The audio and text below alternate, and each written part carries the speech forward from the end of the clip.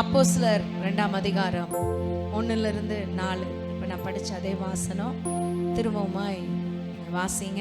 கர்த்தர் நல்லவர். ஹல்லேலூயா. Thank you Jesus. Pentecost என்னும் நாள் வந்தபோது அவர்கள் எல்லாரும் ஒருமனப்பட்டு ஓரிடத்தில் வந்திருந்தார்கள். அப்பொழுது பலத்த காற்று அடிக்கிற முழக்கம் போல வானத்திலிருந்து சடுதியாய் ஒரு முழக்கம்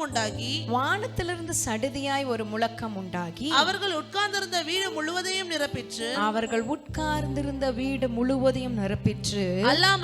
அல்லாமலும் அக்கினிமயமான நாவுகளைப் போல பிரிந்திருக்கும் நாவு அவர்களுக்கு காணப்பட்டு அவர்கள் ஒவ்வொருவர் மேலும் வந்து அமர்ந்தது. ஆமென். எத்தனை பேர் ஆமென் சொல்லுங்க? ஹல்லேலூயா. ஹல்லேலூயா. இன்னைக்கு கர்த்தருடைய வார்த்தை உரிய டாபிக் என்னன்னா அக்கினிமயமான நாவு. ஆமென். எத்தனை பேர் ஆமென் சொல்ல முடியும்? ஆமென். சொல்லுங்க, அக்கினிமயமான நாவு. அக்கினிமயமான நாவு. சத்தமா சொல்லுங்களேன், அக்கினிமயமான நாவு. அக்கினிமயமான நாவு. ஆமென். ஆமென். அக்கினிமயமான நாவு அப்படின்னா என்னன்னா, அக்கினி நாக்கு ஷேப்ல, ஆனா அந்த நாக்கு பிரிந்திருக்கிற மாதிரி ஷேப்ல ஒவ்வொருவர் மேல வந்து இறங்குச்சான். கரங்களை உயர்த்தி ஒரு அல்லேலூயா சொல்லலாம். ஹல்லேலூயா. ஸோ இந்த கால வேளையில நீங்க விசுவாசிச்சீங்கன்னா உங்க மேலையும் கர்த்தர் அந்த அக்கினிமயமான நாவுகளை கொண்டு நிரப்ப அவர் வல்லமை உள்ளவராய் இருக்கிறார். எத்தனை பேர் ஆமென் சொல்ல முடியும்? ஹல்லேலூயா. ஹல்லேலூயா. ஆமென். பிரசங்க முடிவுல திருப்பி அபிஷேகத்துல நடத்துவோம். அப்ப அக்கினி அபிஷேகத்தை பெற்றுக்கொள்ளுங்க. ஆமென். எத்தனை பேர் விசுவாசிக்கிறீங்க? இருதயத்துல கை வச்சு சொல்றீங்க, ஆண்டவரே சொல்லுங்க, எனக்குள்ள அந்த அக்கினி அபிஷேகம் உண்டாகட்டும். அந்த அக்கினி அபிஷேகம் ஊற்றப்படட்டும். என்னை ஒப்பு கொடுக்கிறேன். ஆமென். ஆமென். ஹல்லேலூயா. ஹல்லேலூயா. அப்போ அவங்க கூடி இருந்த இடத்துல திடீர்னு பலத்த காற்று வந்துச்சு. அக்கினிமயமான நாவு, பிரிந்திருக்கும் நாவு போல ஒரு நாவு ஒவ்வொருத்தருடைய தலை மேலே நின்னுச்சு. அதை பிரத்யட்சமா எல்லாரும் பார்த்தார்கள். ஆமென். ஹல்லேலூயா. ஹல்லேலூயா. ஒரு தேசத்துல எழுப்புதல் வந்த போது ஒரு சின்ன கூடாரம், அந்த கூடாரத்துல ஜனங்க கூடி ஜெபிக்கிறாங்க. ஆலயத்துல ஒரு ஞாயிற்றுக்கிழமை சர்வீஸ்ல இந்த மாதிரி அபிஷேகம் நடத்திட்டு இருக்கும் போதே அந்த கூரைக்கு மேல அந்த ஒரு டென்ட், அந்த டென்ட்டுக்கு மேல அப்படியே அக்கினி ஸ்தம்பமாய் இருந்ததை அக்கம் பக்கத்துல இருக்கிற எல்லாரும் பார்த்தார்களா? ஆமென். கரங்களை தட்டுவோமா? ஆமென். ஆண்டவரை மகிமைப்படுத்துவோமா? ஹல்லேலூயா. அதுல இருந்து ஒரு பெரிய எழுப்புதல் அந்த பகுதியில வெடிச்சிச்சு. ஆமென். நான் நம்புறேன் இந்த நாளில நம்ம ரூஃபுக்கு மேல ஒரு அக்கினிமயமான ஷெகினா மகிமையின் மேகம் சுத்தணும்னு எத்தனை பேர் விசுவாசிக்கிறீங்க? எங்க சபையில அப்படி நடக்கணும்பான்னு விசுவாசிக்கிறீங்களா? ஆமென் சொல்லலாமா? ஹல்லேலூயா. ஹல்லேலூயா. இன்னைக்கு ஆவியானவர் இந்த காரியங்களை நமக்கு நடத்தி தருவார். அவர் உண்மையுள்ளவர், அவர் போதுமானவர். ஆமென் சொல்லலாமா? சோ இன்னைக்கு அக்கினிமயமான நாவுகள், இதை குறித்து நம்ம தியானிக்க போறோம். இந்த தியானம் நமக்கு பிரயோஜனமா இருக்கும் நான் நம்புறேன். ஆமென். கர்த்தருக்கு நல்லவர். இந்த 3 காரியத்தை நம்ம இன்னைக்கு அக்கினிமயமான நாவுல பார்க்க போறோம். எல்லாம் 3 சொல்லுங்க பார்க்கலாம். அப்போஸ்தலர் 2:1 திருப்பி வாசிங்க. பெந்தேகோஸ்தே என்னும் நாள் வந்தபோது அவர்கள் எல்லாரும் ஒருமனப்பட்டு ஓரிடத்திலே வந்திருந்தார்கள். அநேகருக்கு பெந்தகோஸ்தேனா என்னன்னே தெரியல. பேரு பெந்தகோஸ்து விசுவாசி, ஆனா பெண்டிகாஸ்ட்னா தெரியல. இன்னைக்கு எத்தனை பேருக்கு இன்னைக்கு தான் தெரிஞ்சது பெந்தகோஸ்தேனா 50வது நாள்? இதெல்லாம் எத்தனை பேருக்கு இன்னைக்கு தான் தெரிஞ்சது? ஆமென். ஹல்லேலூயா. ஹல்லேலூயா. அப்ப எத்தனை வருஷமா சர்ச்சுக்கு போயிருக்கோம், எத்தனை வருஷமா கிறிஸ்தவங்களா இருந்திருக்கோம், பெந்தகோஸ்தேனா என்னன்னே தெரியாம இருந்திருக்கோம். அப்ப இன்னைக்கு கர்த்தர் நமக்கு அறிவிச்சிருக்கிறார். ஆமென் சொல்லலாமா? ஹல்லேலூயா. அநேகருக்கு புதிதாய் ஆண்டவர் சொல்லி கொடுத்திருக்கிறார், சில பேருக்கு இல்ல. ஆமென். கர்த்தருக்கு ஸ்தோத்திரம். பெந்தகோஸ்தே என்பது ஒரு நாள் இல்ல, அது ஒரு அனுபவம். ஆமென். எத்தனை பேர் ஆமென் சொல்ல முடியும்? சரி, நடந்த காரியம் என்ன? சீஷர்கள் எல்லாம் ஒருமனப்பட்டு ஒரு இடத்துல என்ன பண்ணினார்கள்? கூடினார்கள். ஆமென். உங்க வாழ்க்கையில, உங்க தனிப்பட்ட வாழ்க்கையில இந்த பெந்தகோஸ்தே அனுபவம் வேணும்னா, அக்கினிமயமான நாவு பரிசுத்த ஆவியானவருடைய அடையாளத்தோட நம்ம மேலே இறங்கணும்னா நீங்க செய்ய வேண்டிய ஒரு காரியம் ஒரு மனம். ஆமென். ஹல்லேலூயா. ஹalleluya. எங்க ஒரு மனம் இருக்கோ அங்க தேவ சித்தம் நிறைவேறும். ஆமென். எங்க பிரிவினை இருக்கோ பிசாசனுடைய சித்தம் நிறைவேறும். ஆமென். ஹல்லேலூயா. நீங்க தேவ பிள்ளைகளா இருக்கலாம், தேவனுடைய பிள்ளையா இருக்கலாம். ஒரு மனமா இருந்தீங்கன்னா தேவ சித்தம் நிறைவேறும். பிரிவினைக்கு துணை போனீங்கன்னா பிசாசனுடைய சித்தத்தை தான் நீங்க செய்வீங்க. நீங்க அறிஞ்சோ அறியாமலோ அதை செஞ்சிருவீங்க. அதனால கர்த்தர் இந்த நாள்ல நமக்கு கற்றுக் கொடுக்கிற ஒரு காரியம் ஒரு மனம். ஆமென். சபைக்கு கற்றுக் கொடுக்கிற ஒரு காரியம் என்னது? ஒரு மனம். சத்தமா சொல்லுங்க, ஒரு மனம். ஒரு மனம். நல்ல நல்ல சத்தமா, ஒரு மனம். ஒரு மனம். அவங்க ஒரு மனமாய் கூடி இருந்த போதுதான் அக்கினி மயமான நாவு இறங்கிற்று. ஆமென். ஹல்லேலூயா. ஹalleluya. ஆமென். ஆமென். 1:4-5 வாசிங்க. 1 அப்போஸ்தலர் 1:4-5. இயேசு கிறிஸ்து என்ன சொல்றார்? அன்றியும் அவர் அவர்களுடனே கூடி வந்திருக்கும் போது அவர்களை நோக்கி யோவான் ஜலத்தினாலே ஞானஸ்நானம் கொடுத்தால், இயேசு சொல்றாரு, யோவான் ஜலத்தினாலே ஞானஸ்நானம் கொடுத்தான். நீங்கள் சில நாளைக்குள்ளே, ஏன்னா இயேசு கிறிஸ்து பரமேறி போய் ஆவியானவர் அனுப்பணும், வலது பார்சத்துல உட்கார்ந்து ஆவியானவர் கீழே அனுப்பணும். அதனால் சில நாளைக்குள்ளே, எத்தனை நாள் ஆச்சு? 10 நாள் ஆச்சு. 2 கை வச்சிருந்தீங்கன்னா சொல்லுங்க, 10. சில நாளைக்குள்ளே பரிசுத்த ஆவியினாலே ஞானஸ்நானம் பெறுவீர்கள். எத்தனை பேருக்கு இந்த பரிசுத்த ஆவியின் ஞானஸ்நானம் வேணும்? ஆமென். அப்படின்னா என்னன்னா ஆவியில அக்கினியில மூழ்கி எழும்பணும். எத்தனை பேர் ஆமென் சொல்ல முடியும்? நீச்சலாலம் போகணும். ஹல்லேலூயா. அது அக்கினியா இருக்கும். ஆமென். அது வல்லமை பெருசு, அது மகிமை பெருசு. ஒவ்வொருவருக்குள்ளும் தெய்வீக வல்லமை ஊற்றப்படும். ஆமென். ஹல்லேலூயா. ஹalleluya. இந்த அக்கினி மயமான நாவு வர வரைக்கும் சீஷர்கள் பயந்து, மனுஷருக்கு பயந்து, என்ன கொலை பண்ணிடுவாங்களோ, இயேசுவே கொலை பண்ணிட்டாங்களே, இயேசுவே சிலுவை எறிஞ்சிட்டாங்களே, நம்மளாம் ஏமாத்துறோன்னு பயந்து ஒரு இருட்டறைக்குள்ள ஒளிஞ்சுக்கிட்டு இருந்தாங்க. என்னைக்கு பரிசுத்த ஆவியானவர் அக்கினி மயமான நாவுனால ஊற்றப்பட்டாரோ, தைரியமாய் கர்த்தருடைய சுவிசேஷத்தை, இயேசுவின் நாமத்தை தைரியமாய் அறிவித்தார்கள். ஆமென். ஹல்லேலூயா. ஹalleluya. சுவிசேஷம் திறக்கப்பட்ட ஒரு நாள். ஆமென். சபை திறக்கப்பட்ட ஒரு நாள். ஆமென். இன்வெஸ்டிச்சர் செர்மனி நடந்த ஒரு நாள். ஆமென். பதவி பிரமாணம். ஹல்லேலூயா. தேவ நாமத்துக்கு மகிமை உண்டாகட்டும். ஆமென். சரி, தொடர்ந்து வாசிப்போம். அப்போஸ்தலர் 2ஆம் அதிகாரம் 42 வாசிங்க. 42, 44, 46, 47. அவர்கள் அப்போஸ்தலருடைய உபதேசத்திலும் அந்யோன்யத்திலும் அப்பம் பிட்குதலிலும் ஜெபம் பண்ணுவதிலும் உறுதியாய் தரித்திருந்தார்கள். இந்த ஒரு மனம் வந்தா நீங்க உறுதியாய் தரித்திருப்பீங்க. ஆமென். இப்போ சில ஆள் வந்துட்டு அப்படியே எட்டி பார்த்து சர்ச்சை எட்டி பார்த்துட்டு வந்து மோப்பம் பிடிச்சிட்டு வெளில போயிடுது பார்த்தீங்களா? உள்ளே வரமாட்டேங்கிறாங்க பாருங்க சில பேர். ஏன்னா அவங்களுக்குள்ள என்ன வரல, இன்னும் ஒரு மனம் வரல. ஆமென். ஹல்லேலூயா. ஆண்டவருடைய ஒரு மனம் எப்படின்னா அவர் பார்வையில நறுமணம். ஆமென். ஆமென் சொல்லலாமா? ஆமென். நமக்கு சென்ட் பாட்டில் தான் நறுமணம். ஆனா ஆண்டவருக்கு எது நறுமணம்னா உங்களுக்குள்ள இருக்கிற, நமக்குள்ள இருக்கிற அந்த ஒரு மனம் தான் அவருக்கு நறுமணம். ஆமென். ஹல்லேலூயா. ஹalleluya. அவர் சுகந்த வாசனையாய் முகர்ந்து கொள்வார் நமக்குள்ள இருக்கிற ஒரு மனத்தை. ஆமென். அப்ப பாருங்க, அந்யோன்யத்திலும் அப்பம் பிக்குதலில் உறுதியாய் தரித்திருந்தார்கள். ஆமென். நீங்க அபிஷேகம் பெற்றுக்கிறது நல்லது, விசுவாசியாய் வந்துட்டது நல்லது, ஞானஸ்தானம் வாங்கினது நல்லது, வேதம் வாசிக்கிறது நல்லது. உறுதியாய் தரித்திருக்கிறீங்களா? ஆமென். நல்ல சபை ஆண்டவர் கொடுத்திருக்கிறார், வந்திருக்கிறீங்க, நல்லது. உறுதியாய் தரித்திருக்கிறீங்களா? ஆமென்.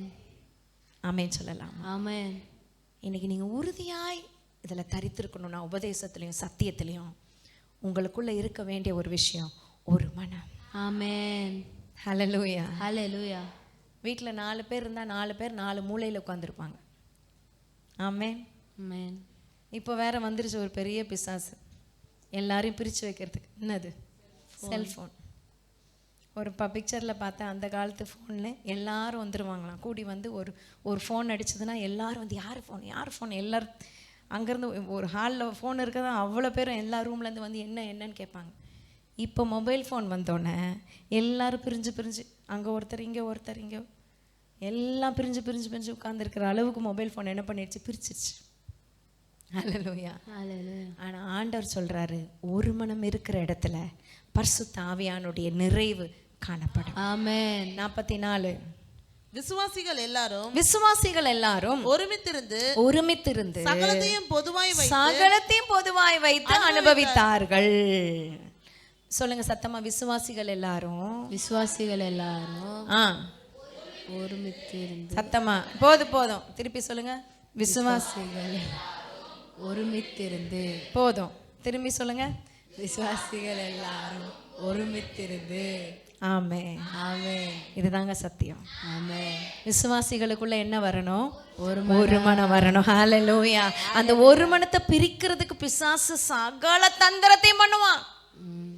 ஆனா நமக்கு இருக்க வேண்டியது ஒரு விஷயம், நமக்குள்ள இருக்கிற அந்த ஒன்னஸ். ஆமென். அந்த ஒரு மனம். ஆமென். அந்த ஒரு மனத்துக்கு பிசாசு நடுங்குவான். ஆமென். அதான் ஆண்டவர் சொல்றார், 2-3 பேர் என் நாமத்துல கூடி தொழுவார்கள், ஒரு மனப்பட்டு ஜெபிக்கும் போது நாங்க வாசம் பண்ணி. ஆமென் சொல்லலாம். ஆமென். 1000 பேர் 10,000 பேர் கூடி இருந்தா நான் வருவேன்னு சொன்னாரா? நான் பெரிய விஐபி. இப்போல்லாம் பெரிய பெரிய பிரசங்கெல்லாம் எப்போ வராங்கன்னா 1000 பேராது இருந்தால் மட்டும்தான் என்ன செய்வாங்க, வருவாங்க. ஆனால் இயேசு கிறிஸ்து இன்னைக்குமே ஒருத்தர் 2 பேர் இருந்தாலே அவர் வந்துடுறாரு. நல்ல கரங்களை தட்டி ஆண்டவரை மகிமைப்படுத்தலாமா? ஹல்லேலூயா. ஹல்லேலூயா. கரங்களை அசைத்து ஒரு அல்லேலூயா சொல்லுங்க. ஹல்லேலூயா. ஆமென். ஆமென். ஒரு மனம் எங்க இருக்குன்னா அங்க 2-3 பேருக்குள்ள இருக்கிறது தான் ஒரு மனம். ஆமென். அதுல நிறைவா ஒரு மனம் வந்துருச்சுன்னா யாராலையும் அசைக்க முடியாது. ஆமென். 46 அவர்கள் ஒருமனப்பட்டவர்களாய் தேவாலயத்திலே அனுதினமும் எவ்ரிடே தரித்திருந்து வீடுகள் தோறும் அப்பம் பிட்டு மகிழ்ச்சியோடு கபடமில்லாத இருதயத்தோடு ஒரு ஆமென் சொல்லலாம். போஜனம் பண்ணி வரிசையா வாசிடுங்க. அடுத்து தேவனை துதித்து ஜனங்கள் எல்லாரிடத்திலும் தயவு பெற்றிருந்தார்கள். ரட்சிக்கப்படுகிறவர்களை கர்த்தர் அனுதினமும் சபையிலே சேர்த்து கொண்டார். நல்ல கரங்களை தட்டுவோமா? ஹல்லேலூயா. எப்போ சபையில விருத்தி உண்டாகும், எப்போ சபையில திரட்சி உண்டாகும்னா ஒரு மனம் இருக்கிற இடத்துல. ஆமென். ஆமென். ஆமென். ஹல்லேலூயா. ஹல்லேலூயா. ஒரு அப்பா இருந்தார். அவங்க அப்பாவுக்கு 4 பையன். அப்பாவுக்கு 4 பையன்கிட்டையும் ஒரு குச்சியை கொடுத்தாராம். குச்சியை கொடுத்து உட அப்படின்னாராம். உடனே 4 பசங்களும் பட்டுன்னு உடைச்சிட்டாங்க. கொஞ்ச நேரம் கழிச்சு 2 குச்சியை கொடுத்து 2 குச்சியை எல்லாருக்கும் கொடுத்து உடைங்க அப்படின்னோடனே பட்டு 4 பேரும் உடைச்சிட்டாங்க. இன்னும் என்ன பண்ணாரு, ஒரு 5 குச்சியை கட்டி 4 பேர்கிட்டையும் கையில் கொடுத்து உடைங்க அப்படின்னாரு. பையன் உடைக்கிறான் என்ன பண்ணல, பக்கத்தில் இருக்கவன் தள்ளு நான் உடைக்கிறேன்னு சொல்லி அவன் ட்ரை பண்ணுறான். அவனாலையும் சாதா குச்சி தான், ஒரு குச்சினா பட்டுன்னு உடைச்ச ஒரு குச்சி தான். ஆனால் இப்போ 6-7 சேர்ந்து பண்டில் பண்ணியிருக்கா, மொத்தமாக உடைக்கணுன்றார் அவங்க அப்பா. இதான் டாஸ்க்கு. உடைக்க முடியல. 3வது பையனும் ட்ரை பண்ணால் உடைக்க முடியல. 4வது பையன் வந்தான். 4வது பையனும் ட்ரை பண்ணா என்ன பண்ண முடியல, உடைக்க முடியல. ஆமென் சொல்லலாமா? ஆமென். எல்லாரும் உடைக்க முடியலப்பா இதை அப்படின்னு சொல்லிட்டு, பா எப்படிப்பா இதை போய் உடைக்க முடியும் அப்படின்னா, உடனே எங்கள் அப்பா சொன்னாராம், இப்படி தான் உங்கள் வாழ்க்கையில் ஒரு மனமாக நீங்கள் இருக்கும்போது பெரிய காரியத்தை சாதிப்பீங்க. 4 பேரும் தனித்தனியாக போயிட்டீங்க, சொத்தை கூட அதை கூடன்னு பிரிஞ்சு போனீங்க, சாதிக்க முடியாது. எத்தனை பேர் ஆமேன்னு சொல்ல முடியும்? ஆனால் நம்ம இந்த நாளில் கற்றுக்கொள்ள வேண்டியது ஒரு மனமாக ஜெபிக்க கற்றுக்கொள்ளுங்க. ஆமென். நேற்று நாங்கள் ஒரு மனமாக கை கோத்து ஜெபிச்சோம். கர்த்தர் அற்புதம் செஞ்சாரா? ஆமென். சத்தமாக சொல்லுங்களேன். ஆமென். ஹல்லேலூயா. ஹல்லேலூயா. அப்போ நம்ம ஒரு மனமாக ஜெபிக்கிற நேரத்தில் என்ன நடக்குது? அற்புதம் நடக்குது. ஆமென். எத்தனை பேர் விசுவாசிக்கிறீங்க? நீங்க இதை கற்றுக் கொடுத்தேன். ஆமென். நீங்க இனிமே ஃபாலோ பண்ணணும். ஆமென். நீங்க ஒரு மனமா எவ்வளவு பிரச்சனையா இருந்தாலும், எவ்வளவு போராட்டமா இருந்தாலும், எவ்வளவு பெரிய கோலியாத்தா இருந்தாலும் பார்த்துடலாம். ஒரு மனமா ஜெபிச்சீங்கன்னா அந்த ஜெபத்துக்கு வல்லமை நிச்சயம், வல்லமை உண்டு.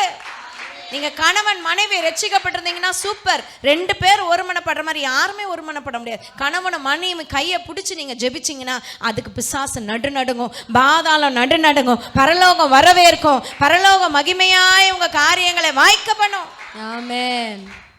எங்க ஜெபம் அப்படின்னா தான் என்ன வந்துருது? சண்டை வந்துருது. மூட்டி விட்டுருவான் சாஸ். ஜெபிக்கலான்னு உடனே ஒருத்தர் சண்டை போடுவாங்க. இப்போவா ஜெபிக்கிறது?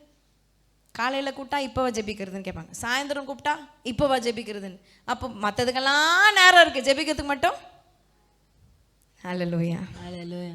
ஒரு மனமா ஜெபிக்கும் போது பெரிய காரியங்களை செய்யும்படி கர்த்தர் நமக்கு கிருபை தருகிறார். ஆமென். அக்கினிமயமான நாவு அந்த ஒரு மனத்தில் வருகிறது. எத்தனை பேர் ஆமென் சொல்ல முடியும்? ஹல்லேலூயா. சங்கீதம் 133 இன்னைக்கு வாசிச்சோம் இல்லையா? 1-2 வாசிங்க. 133 1-2. இதோ சகோதரர் ஒருமித்து வாசம் பண்ணுகிறது எத்தனை நன்மையும் எத்தனை இன்பமுமானது. அது ஆரோனுடைய சிரசின் மேல் ஊற்றப்பட்டு தாடிகளில வடிகிறதும் அவனுடைய அங்கிகளின் மேல் இருக்கிறதுமான நல்ல தைலத்துக்கு ஒப்பா இருக்கிறது. ஆமேன்னு சொல்லலாமா? இதை நான் பின்னாடி விளக்கி சொல்றேன். அதற்கு முன்னாடி பழைய ஏற்பாடு புதிய ஏற்பாடும் இதை நம்ம பார்க்க போறோம். ஆமே. பழைய ஏற்பாடுல இதே மாதிரி ஒரு அனுபவம் வந்துச்சு. அக்கினிமயமான நாவு வந்த போது பற்பல பாஷைகளை பேசினார்கள். இதே புதிய ஏற்பாடுல அக்கினிமயமான நாவுகள் வந்தது, பற்பல பாஷைகளை பேசினார்கள். ரெண்டுத்துக்கும் உள்ள வித்தியாசத்தை இன்னைக்கு பார்க்க போறோம். ஆதியாகமத்தின் புஸ்தகம் 11ஆம் அதிகாரம் முதல் வசனத்திலேருந்து வாசிக்கலாம். பழைய ஏற்பாட்டில் எப்படி இந்த உலகத்தில் பற்பல பாஷைகள் வந்து, அதாவது ஆரம்பத்தில் ஆதாம் ஏவாள் பறந்து பல ஆண்டுகளாய் ஒரே பாஷை தான் இருந்துச்சு. ஆமேன்னு சொல்லலாமா? ஒரே மொழி தான் இருந்துச்சு. உலகத்துல பல மொழிகள் எப்படி வந்ததுன்னு வேற எந்த வேதத்திலும் இல்லை, நம்முடைய வேதத்துல கொடுக்கப்பட்டிருக்குங்க. நல்ல கரங்களை தட்டி ஆண்டவரை மகிமைப்படுத்தலாமா? ஹல்லேலூயா. கர்த்தருடைய வேதத்துல தான் உலகத்துல கொடுக்கப்படாத ரகசியங்கள் கொடுக்கப்பட்டிருக்கு. உலகம் ஆரம்பிக்கிறது உலகம் முடிவு வரைக்கும் கொடுக்கப்பட்ட ஒரே புஸ்தகம் பரிசுத்த வேதாகமம். ஆமென். ஹல்லேலூயா. தேவன் பேசினார்னு பேசின வார்த்தைகள் பொறிக்கப்பட்ட புஸ்தகம் பரிசுத்த வேதாகமம். ஆமென். ஆமென். வாசிப்போம். 1ல இருந்து. பூமி எங்கும் ஒரே பாஷையும் ஒரே விதமான பேச்சும் இருந்தது. ஆமென் சொல்லலாமா? நல்லா யோசிச்சு பாருங்க. தமிழ்நாட்டை எடுத்துக்கிட்டோம்னாலே தமிழ்நாட்டில் என்ன பேசுவோம்? சத்தமா சொல்லுங்களேன். தமிழ். ஆனா இங்க கோயம்புத்தூர்ல எப்படி இப்போ தமிழ் பேசுறதுக்கும் சென்னையில் தமிழ் பேசுறதுக்கும் வித்தியாசம் உண்டா? ஆமேன்னு சொல்லலாமா? சவுத்தில் நாகர்கோயில், அப்புறம் எங்க திருநெல்வேலி, அங்கே தமிழ் பேசுறதுக்கும் இங்கே மதுரை தமிழ் பேசுறதுக்கும் வித்தியாசம் உண்டா? ஆமேன்னு சொல்லலாமா? அழகாக போட்டிருக்குமாங்க. ஒரே பாஷையும் ஒரே விதமான பேச்சு. நார்த் இந்தியா ஹிந்தின்னு வாங்க, பாம்பே போனீங்கன்னா வேற ஹிந்தி, டெல்லி போனீங்கன்னா வேற ஹிந்தி, பாம்பே ஹிந்தி அவங்களுக்கு புரியாது. கல்கட்டா போனீங்கன்னா வேற விதமான ஹிந்தி, வித்தியாசமான பேச்சு. சில பேர் ஆணு பார்க்குறீங்க, சென்னை விட்டு எங்கேயும் போனதில்லை. சரி, கர்த்தருக்கு ஸ்தோத்திரம். சபையில் தான் நிறைய ஜென்ரல் நாலேஜ் கற்றுக்குறோம். ஆமேன்னு சொல்லலாமா? கரங்களை உயர்த்தி ஹல்லேலூயா. ஸோ வேறு விதமான பேச்சு இங்கே இருக்குது. ஆண்டவர் தெளிவாக போட்டிருக்காரு, பூமி எங்கும் ஒரே பாஷையும் ஒரே விதமான பேச்சும் இருந்தது. ஆமென். ஹல்லேலூயா. சரி, எங்கள் ஊர்லாம் போனீங்கன்னா அவுக இவுகன்னு பேசுவாங்க. ஒவ்வொரு ஊர்லேயும் ஒவ்வொரு விதமான பேச்சு இருக்குது. அப்போ அடுத்த வசனம் வாசிங்க. ஜனங்கள் கிழக்கே இருந்து பிரயாணம் பண்ணுகையில் சினையா தேசத்திலே சமபூமியை கண்டு அங்கே குடியிருந்தார்கள். அப்பொழுது அவர்கள், நாம் செங்கல் அறுத்து அதை நன்றாய் சுடுவோம் வாருங்கள் என்று ஒருவரோடொருவர் பேசிக்கொண்டார்கள். கல்லுக்கு பதிலாக செங்கலும் சாந்துக்கு பதிலாக நிலக்கீலும் அவர்களுக்கு இருந்தது. பின்னும் அவர்கள், நாம் பூமியின் மீதெங்கும் சிதறி போகாதபடிக்கு. நல்லா கவனிங்க. ஆண்டவர் திட்டம் என்ன சொல்லுங்க? பழுகி பெருகி பூமியை நிரப்புங்கள், சிதறி போங்கன்னு கர்த்தருடைய திட்டம். ஆமேன்னு சொல்லலாமா? ஆனா இவங்க என்ன நினைச்சாங்க? நம்ம இங்கே என்ன செஞ்சிடக்கூடாது, போயிடக்கூடாது. நோவா பேழை வந்து நோவாவுடைய சந்ததி தான் இவங்க. ஆமேன்னு சொல்லலாமா? தொடர்ந்து வாசிப்போம். நமக்கு ஒரு நகரத்தையும் வானத்தை அளாவும் சிகரம் உள்ள, வானத்தை தொடுற அளவுக்கு சிகரம். ஏன்னா திருப்பியும் வெள்ளம் வந்து அழிச்சிருச்சுன்னா என்ன ஐடியா பாருங்க. ஹல்லேலூயா. மனுஷனே, உன்னோட கொஞ்சம் மூளையை வச்சு நீ இவ்வளோ யோசிச்சேனா, அத்தனை மூளையும் படைச்சேனா எப்படி யோசிப்பேன்ற மாதிரி ஆண்டவர் பார்க்குறாரு பாருங்க. ஹல்லேலூயா. பெரிய அதோட ரொம்ப கொடுமையா இருக்கும் பாருங்க. 3வது வாசிங்க.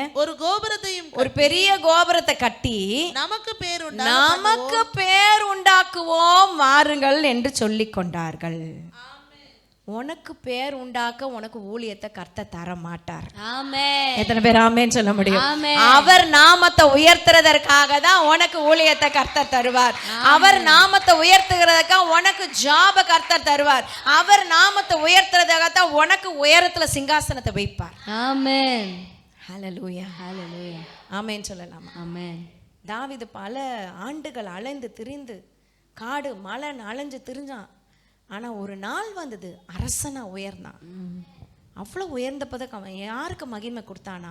கர்த்தருக்கே மகிமை. ஆமென். ஹல்லேலூயா. யோசேப்பு வாழ்க்கையில அடிமையா விற்கப்பட்டான், தவறாய் புரிந்து கொள்ளப்பட்டான், சிறைச்சாலையை அனுபவிச்சான்.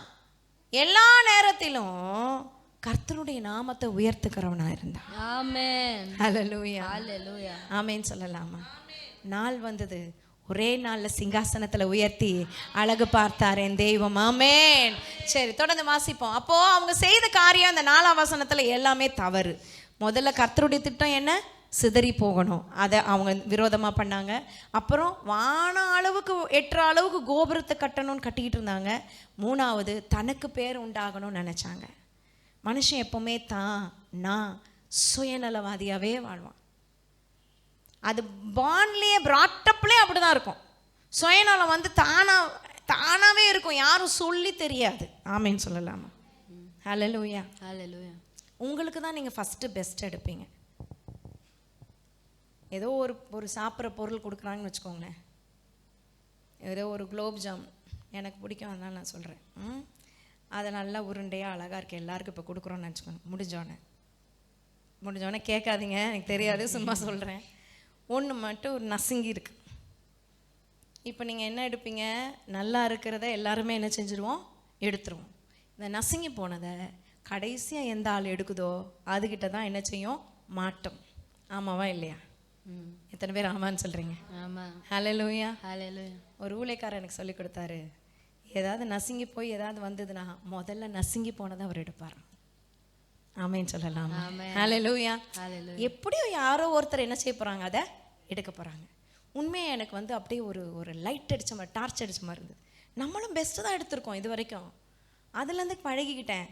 எது நசுங்கி போயிருக்கோ, எது சப்பி போயிருக்கோ, எது வீணாக போனதாக இருக்குதோ அதை முதல்ல எடுத்துக்கோ. கரங்களை உயர்த்தி ஒரு அல்லேலூயா சொல்லலாமா? ஏன்னா நான் அப்படி இருந்த நேரத்துல தான் என்ன கர்த்தர் தூக்கி எடுத்து இவ்வளவு பெரிய மகிமையை கொடுத்துருக்கிறாருன்னா நான் பெஸ்ட்ன்றதுனால இல்லைங்க, நான் ஒண்ணுமே இல்லைன்றதுனால தான் கர்த்தர் என்ன உயர்த்தி. ஹல்லேலூயா. ஹல்லேலூயா. இந்த சுயம் சாகணும், அப்பதான் ஒரு மனம் வரும். ஆமென். சுயம் இருக்கிற வரைக்கும் ஒரு மனம் வராது. ஹல்லேலூயா. வீட்டிலையும் ஏன் சண்டை வருதுன்னா சுயம் எனக்கு கொடுக்கல, நான் வரல, எனக்கு நான் இந்த வார்த்தை நம்ம கிட்ட இருந்து போவதாக. ஆமென். ஹல்லேலூயா.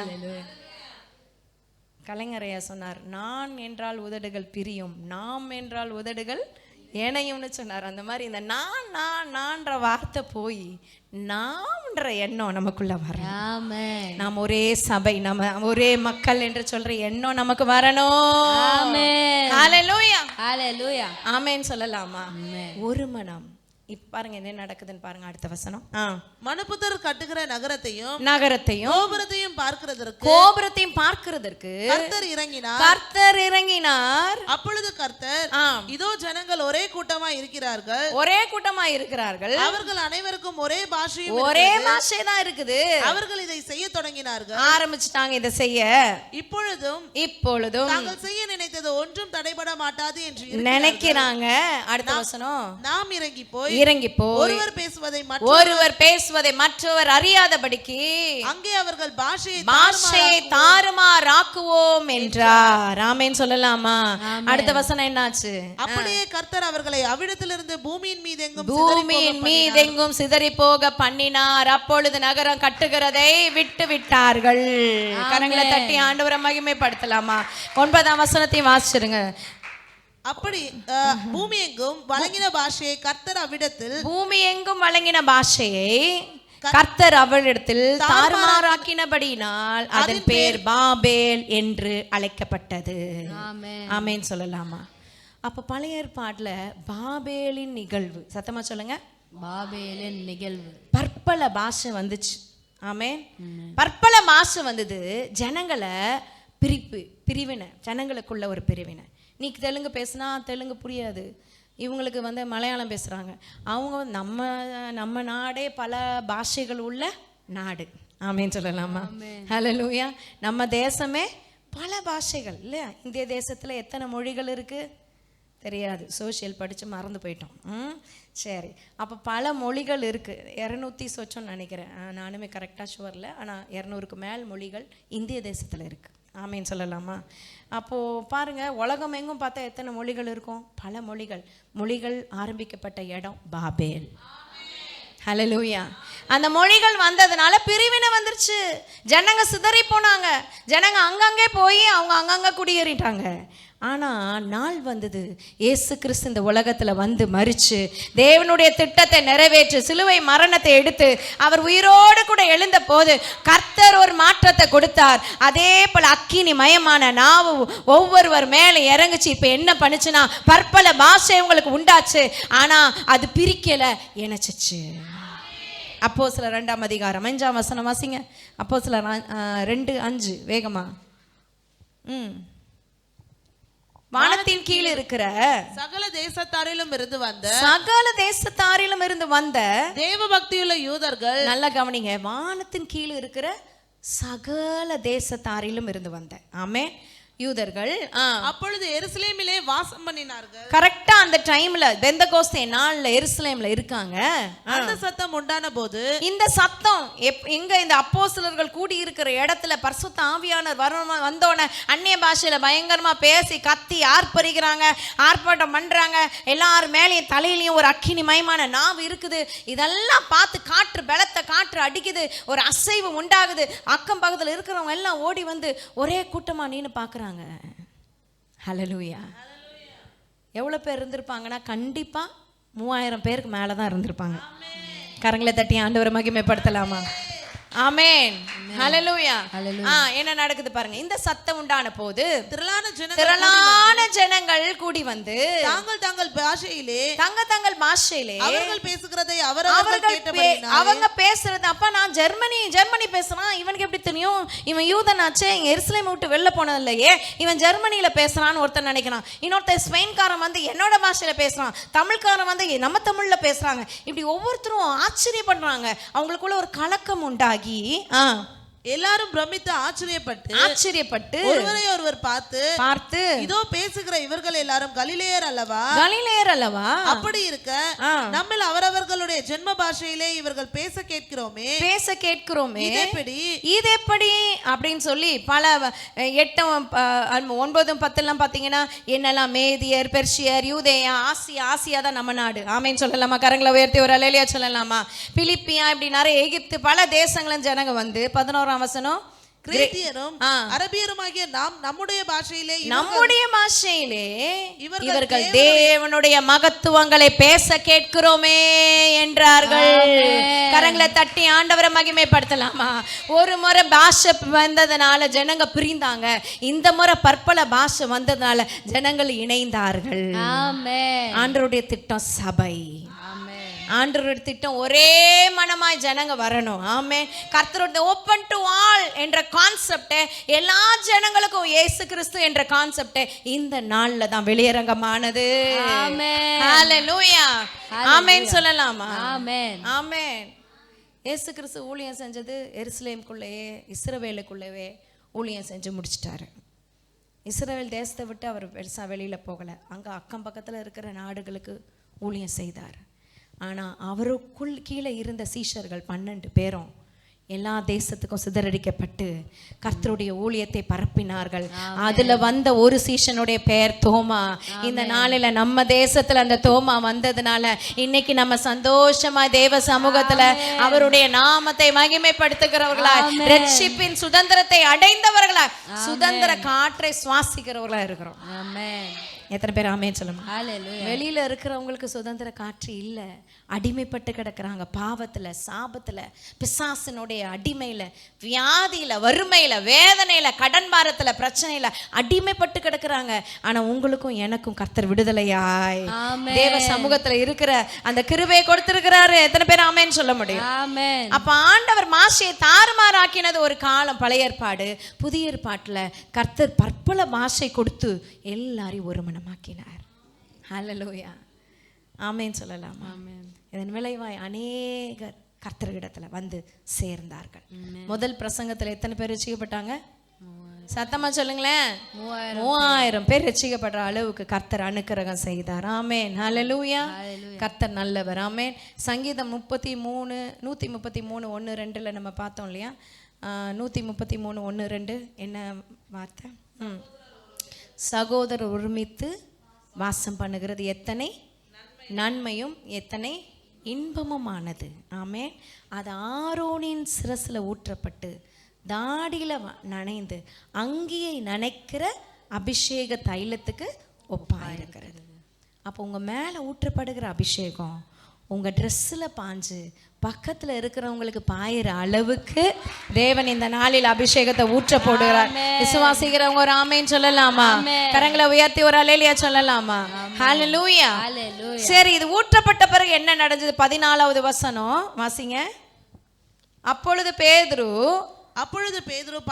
11 கூட நின்று அவர்களை நோக்கி உரத்த சத்தமாய் யூதர்களே எருசலேமில் வாசம் பண்ணுகிற ஜனங்களே நீங்கள் எல்லாரும் அறிந்து கொள்வீர்களாக என் வார்த்தைக்கு செவி கொடுங்கள். தைரியமா பிரசங்கிக்கிறார். ஆமென் சொல்லலாம். மீன் பிடிக்க போறேன்னு சொல்லி பின்மாற்றத்துல போன பேதுரு இன்னைக்கு தைரியமா கர்த்தருடைய வார்த்தையை சொல்றார்.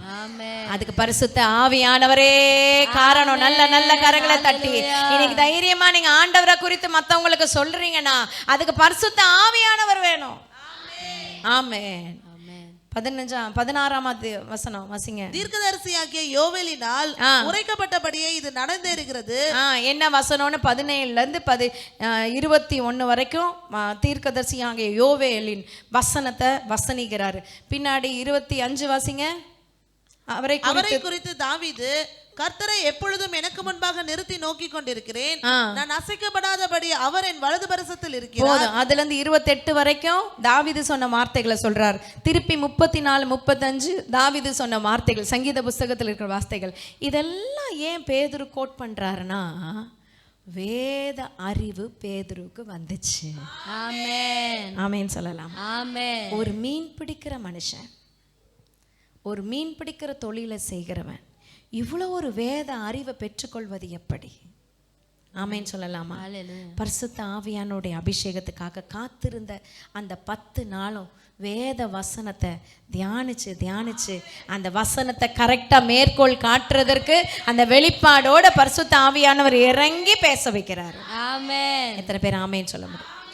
ஸோ இந்த பரிசுத்த ஆவியானுடைய நிறைவை நான் பெற்றுக்கொள்ளணும்னா, அந்த அக்கினி மயமான நாவு எனக்குள்ள வரணும்னா எனக்கு இருக்க வேண்டியது நம்பர் 1 என்னது?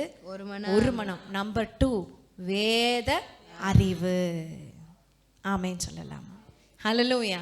எசேக்கியேல் 36ஆம் அதிகாரம் 26 27 வாசிங்க. எசேக்கியேல் 36 26 27 வேகமா. உங்களுக்கு அவமான இருதயத்தை கொடுத்து உங்கள் உள்ளத்திலே புதிதான ஆவியை கட்டளையிட்டு கல்லான இருதயத்தை உங்கள் மாம்சத்திலிருந்து எடுத்து போட்டு சதையான இருதயத்தை உங்களுக்கு கொடுப்பேன். உங்கள் உள்ளத்திலே என் ஆவியை வைத்து உங்களை என் கட்டளைகளில் நடக்கவும் என் நியாயங்களை கைக்கொள்ளும் வசனத்தின்படி நீ நடக்கணும். வசனத்தை கைக்கொள்றதுக்கு உனக்கு உன் மேல என்னுடைய ஆவியை ஊற்றுவேன்னு கர்த்தர் சொல்றாரு. எத்தனை பேர் ஆமென் சொல்ல முடியும்? அநேகருக்கு பைபிளை திறந்தாலே என்ன வந்துடுது? தூக்கம் வந்துடுது. அதுக்கு மேலே பைபிளை படித்தாலும் ஒன்றுமே புரிய மாட்டேங்குது. ஹல்லேலூயா. இதற்கெல்லாம் காரணம் உங்களுக்குள்ள ஒரு நிறைவு வேணும். அது பரிசுத்த ஆவியானுடைய நிறைவு. அந்த நிறைவை பெற்றுக்கொண்டீங்கன்னா வேதம் உங்களுக்கு எளிதில் புரியும். வேதத்தின் ரகசியம் உங்களுக்கு புரியும். வேதத்தின் வெளிப்பாடுகள் உங்களுக்கு தெரியும். எத்தனை பேர் ஆமேன்னு சொல்ல முடியும்? ஹல்லேலூயா. கட்டளைகளை நியாயங்களை கைக்கொள்ளவைகளும் அவைகளின்படி செய்யவும் பண்ணுவேன். ஏதோ பைபிள் ரீடிங் மட்டும் இல்லைங்க கிறிஸ்தவ வாழ்க்கை. எவ்ரிடே நான் பைபிள் வாசிக்கிறேன், எவ்ரிடே ஜெபிச்சுட்டு தூங்குறேன், இது இல்லை கிறிஸ்தவ வாழ்க்கை. வேதத்தின் படி நீ நடக்கிறியா? வேதத்தின் படி நீ வாழ்றியா? வேதத்தின் படி என்னோட வாழ்க்கை இருக்குதா? மற்றவர்கள் பார்க்குற என்னை குறித்து என்ன சாட்சி சொல்றாங்க? இதுதான் முக்கியம். நீங்க மைக்க பிடிச்சி கர்த்தருக்கு ஸ்தோத்திரம் கர்த்தருக்கு ஸ்தோத்திரம் சாட்சி சொல்றது மட்டும் போதாது. சாட்சியோட வாழ தேவன் உங்களுக்கு உதவி செய்கிறதற்கு பரிசுத்த ஆவியானோட அக்கினி மயமான நாம உங்களுக்கு அவசியம். எத்தனை பேர் ஆமேன்னு சொல்ல முடியும்? ஹல்லேலூயா. மூன்றாவது காரியம், வேகமாக நம்ம போகிறோம். மூன்றாவது காரியம் லேவியரின் புஸ்தகம் 40ஆம் அதிகாரம் 34-35 வாசிப்போமா? லேவியராகமம் 40-34-35. Jesus, thank you holy spirit.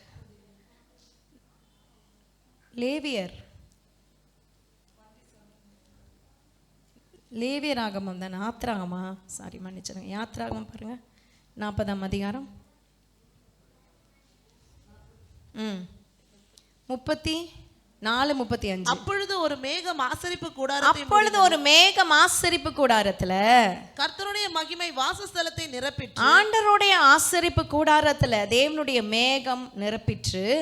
மேகம் அதன் மேல் தங்கி கர்த்தருடைய மகிமை வாசஸ்தலத்தை நிரப்பினதினால் மோசே ஆசரிப்பு கூடாரத்துக்குள் பிரவேசிக்க கூடாமல் இருந்தது. 38 வாசிங்க. இஸ்ரவேல் வம்சத்தார் பண்ணும் எல்லா பிரயாணங்களிலும் அவர்கள் எல்லாருடைய கண்களுக்கு பிரத்யட்சமாக பகலில் கர்த்தருடைய மேகமும் இரவில் அக்கினி வாசஸ்தலத்தின் மேல். ஆமென் சொல்லலாமா? எல்லாரும் பார்க்குற மாதிரி அக்கினி தங்கி இருந்துச்சு வாசஸ்தலத்துல. மேகமும் அக்கினியும் தங்கி இருந்துச்சு. எப்பெல்லாம் கர்த்தர் ஜனங்களோட இடைப்படுகிறாரோ அப்ப அக்கினியில இடைப்பட்டார். மோசையோட மலையில பேசுறார், அக்கினியில பேசுறார். அந்த மலை மேல யாரும் ஏறல, மோசே மட்டும் ஏறி போறார். மற்ற ஜனங்க அந்த அந்த அந்த மலை அடிவாரத்தை தொட்டா கூட செத்துருவாங்க. ஆடு மாடு கூட என்ன செய்யக்கூடாது, வரக்கூடாது. பரிசுத்த தேவன் அக்கினியில காண்பித்தார். மோசைக்கு என்ன பண்ணாரு? முச்செடி அக்கினியில தன்னை காண்பித்தார். ஆமேன்னு சொல்லலாமா? பரிசுத்த ஆவியானவரும் அக்கினிமயமான நாவுகளா ஆண்டவர் இறங்கினார். எத்தனை பேர் ஆமேன்னு சொல்ல முடியும்? கரங்களை உயர்த்தி ஹல்லேலூயா. எப்போ ஆசரிப்பு சாலமோன் ஜெபிக்கும் போது 2 நாளாகமம் புஸ்தகம் 2 நாளாகமம் 7ஆம் அதிகாரம் 1-3 வாசிங்க. 2 நாளாகமம் 7:1-3. Thank you holy spirit. வேகமா. சாலமோன் ஜெபம் பண்ணி முடிக்கிற போது அக்கினி வானத்திலிருந்து இறங்கி சர்வாங்க தகன பலியையும் பட்சித்தது. கர்த்தருடைய மகிமை ஆலயத்தை நிரப்பிற்று. 3வது வசனம். Thank you Jesus. அக்கினி இறங்குகிறதையும் கர்த்தருடைய மகிமை தேவனுடைய ஆலயத்தில் தங்கி இருக்கிறதையும் இஸ்ரவேல் புத்திரர் எல்லாரும் கண்டபோது தலவரிசை மட்டும் முகங்குப்புற குனிந்து பணிந்து கர்த்தர் நல்லவர், அவருடைய கிருபை என்றும் உள்ளது என்று சொல்லி கர்த்தரை துதித்தார்கள். ஆமென் சொல்லலாமா? ஹல்லேலூயா. அப்ப எப்பெல்லாம் ஆண்டவர் ஆலயத்துல இடைப்படுறாரோ அக்கினியில இடைப்படுறாரு. ஆமென் சொல்லலாமா? இன்னைக்கு நம்ம ஆலயத்துல அக்கினியில வர்றது மாத்திரம் இல்ல, ஆண்டவர் சொல்றார், நீங்களே என்னுடைய ஆலயம். ஹல்லேலூயா.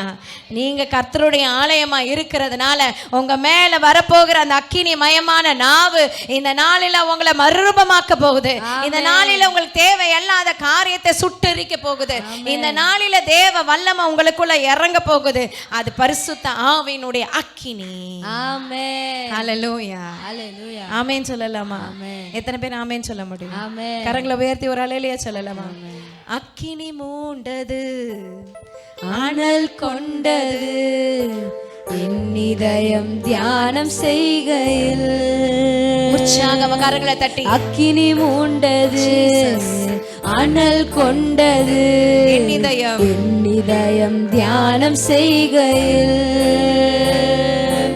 அக்கினி அக்கினி பரலோக பரிசுத்த அக்கினி. ஆமென். அக்கினி அக்கினி பரலோக பரிசுத்த அக்கினி அக்கினி மூண்டது அனல் கொண்டது என் இதயம் தியானம் செய்கையில்.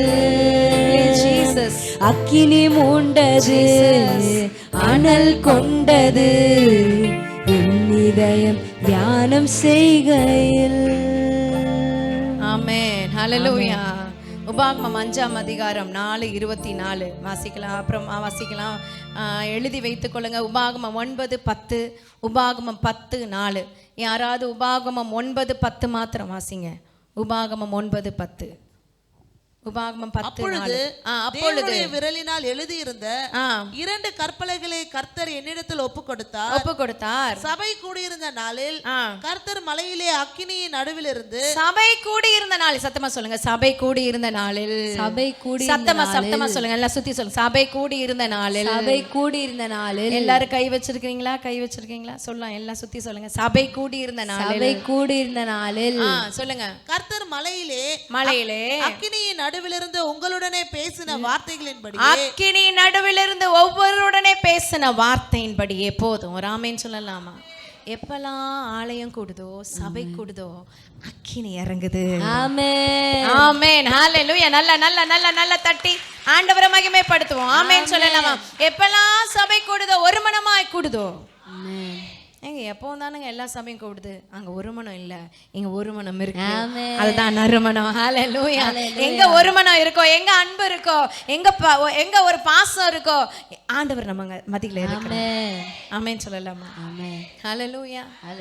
எந்த சபையிலும் கிடைக்காத ஒரு ஸ்லாக்கியம் நம்ம சபையில இருக்குதுன்னா அது ஒரு மனம். ஆமென். விலையேற பெற்றது. something precious. எத்தனை பேர் ஆமென் சொல்ல முடியும்? ரொம்ப ரொம்ப ரொம்ப precious. நீ பெருசா நான் பெருசான்ற எண்ணம் இல்ல, நான் என்ற சுயம் இல்ல. இயேசுவே பெரியவர். இயேசு கிறிஸ்து தான் பெரியவர். பரிசுத்த ஆவியானவர் தான் பெரியவர். எங்க பேனர் இல்லங்க, இயேசு தாங்க பெருசு. ஆமென். ஹல்லேலூயா. ஹல்லேலூயா. நேத்து போய் பிள்ளைங்க ஊழியம் செஞ்சுட்டு வந்தாங்க. எங்க பேனரை போடல, ஆண்டவர் நாமத்துக்காக மாத்திரம் போய் ஊழியம் செஞ்சுட்டு வந்தாங்க. ஹல்லேலூயா. ஹல்லேலூயா. தேவ நாமத்துக்கு மகிமை உண்டாகட்டும். ஆமென். ஆண்டவர் நீங்களே ஆலயம்னு சொல்லி அக்கினியை கொடுக்கிற ரீசன் ஒன்று இருக்கு. எதுக்கு தெரியுமா? அப்போஸ்தலர் 1:8. ஆமென். ஆண்டவர் உங்க மேல அக்கினி போடுறதுக்கான ரீசன் இது ஒண்ணுதான். It's very powerful. ரொம்ப ரொம்ப முக்கியம் இந்த வசனம். எல்லாரும் சேர்ந்து வாசிக்க போறோம். சத்தமா வாசிக்க போறோம். ஸ்கிரீனை பார்த்து வாசிங்க. பரிசுத்த ஆவி உங்களிடத்தில் வரும்போது நீங்கள் பலன் அடைந்து எருசலேமிலும் யூதேயா முழுவதிலும் சமாரியாவிலும் பூமியின் கடைசி பரியந்தமும் எனக்கு சாட்சிகளாய் இருப்பீர்கள் என்றார். நல்ல நல்ல நல்ல கர்த்தர் நாமத்தை மகிமைப்படுத்தலாம். ஹல்லேலூயா. ஹல்லேலூயா. இதுதாங்க மிஷன். ஆமென். இதுதான் கர்த்தருடைய விஷன். ஆமென். ஆமென் சொல்லலாம். ஆமென். ஆண்டவருடைய இருதயத்தை நீங்க அறிந்து கொள்ளணும்னா இதுதான் அவருடைய ஏக்கம். கடைசி எடுத்துக்கொள்ளப்படும் போது சொல்லப்பட்ட வார்த்தை. ஒரு ஊரில் ஒரு தாத்தா பெரிய வயசானவர் சாகிறாருன்னா கடைசி வார்த்தை என்ன சொன்னாருன்னு கேட்பாங்க எல்லாரும். சந்ததிக்கு ஒரு வார்த்தையை சொல்லிட்டு போவார் அந்த மனுஷன். ஆனால் நான் சொல்கிறேன், தேவாதி தேவன், உலகத்தை படைத்த தேவன் எடுத்துக்கொள்ளப்படும் போது சொன்ன வார்த்தை, நீங்கள் பரிசுத்த ஆவியினால் நிரப்பப்பட்டு ஆமென் பலன் அடைந்து சும்மா வீட்டில் உட்காந்து தூங்குங்கள் அப்படி சொன்னாரா? புறப்பட்டு போங்க. பக்கத்து புறப்பட்டு போங்க. சொல்லுங்க உலுக்கி சொல்லுங்க, புறப்பட்டு போங்க. சில பேர் அசைய மாட்டாங்க, நம்ம தான் உழுக்கணும். எத்தனை பேர் ஆமேன்னு சொல்ல மாட்டேங்க? ஹல்லேலூயா. புறப்பட்டு போய் எங்கெல்லாம் போனோம்? எருசலேம் நீங்க இருக்கிற இடத்துல, அப்புறம் யூதேயாவிலும் கொஞ்சம் பக்கத்து ஊரு, அப்புறம் சமாரியாவிலும் அது இன்னும் தூரம், அப்புறம் பூமியின் கடைசி பரியந்தமும் கேபா கிறிஸ்து சபை கர்த்தருக்கு சாட்சியாய் நிற்கும். ஹல்லேலூயா. சுவிசேஷம் பிரசங்கிக்கப்படும். 99 சபைகள் உருவாகும். விசுவாசிக்கிறவங்க ஆமென் சொல்லலாமா? ஹல்லேலூயா. ஆமென். இந்த வசனத்தை தயவு செய்து மனப்பாடம் பண்ணுங்க. அப்படி ஃபிங்கர் டிப்ஸ்ல வைக்கணும். தூங்கும் போது கேட்டா கூட சொல்லணும். ஹல்லேலூயா. இது முக்கியமான வசனம். கர்த்தருடைய இருதயம், God's own heart. ஹல்லேலூயா. தேவையில்லாமல் அல்பமாக சண்டை போட்டுங்க. எனக்கு மைக்கு தரல, எனக்கு பாடுறதுக்கு முன்னாடி நிறுத்த விடலை, எனக்கு ஜெபம் நடத்த விடலை, அவன் மட்டும் நிற்கிறான், அவன் மட்டும் செய்கிறான், பாஸ்டருக்கு அந்த குடும்பம் தான் பிடிக்கும். இதெல்லாம் இங்கே செல்லாது. எத்தனை பேர் ஆமேன்னு சொல்ல முடியும்? கரங்களை உயர்த்தி ஒரு அல்லேலூயா சொல்லலாமா? நமக்குள்ள இருக்கிற அந்த ஒரு மனம் நறுமணம். கர்த்தர் நமக்காக வைத்திருக்கிற திட்டம் இதுதான். ஆண்டவருக்காக புறப்பட்டு போய் எல்லா ஜனங்களையும் சீஷராக்குறதா தேவனுடைய திட்டம். 3 காரியம், அக்கினிமயமான நாவு வந்ததுக்கான 3 காரியம். வேகமா சொல்லுங்க. என்னது? ஒரு மனம், 2வது வேத அறிவு, 3வது சுவிசேஷம் அறிவிக்கணும். ஆமென். நீங்களே ஆலயம். எத்தனை பேர் ஆமென் சொல்ல முடியும்? நீங்கள் ஆலயம்னு சொல்லிட்டு மணியை அடிச்சுக்கிட்டு வீட்டில் உட்காரக்கூடாது. ஆலயம்னு சொல்லிட்டு எல்லாருக்கும் கர்த்தருடைய சுவிசேஷத்தை அறிவிக்கணும். எனக்கு இயேசு அற்புதம் செய்தார், நீங்கள் வந்து பாருங்க. ஆமென். சுவிசேஷம் அறிவிக்கப்பட்டது, அப்படிதான் வந்து பார். சத்தமாக சொல்ல.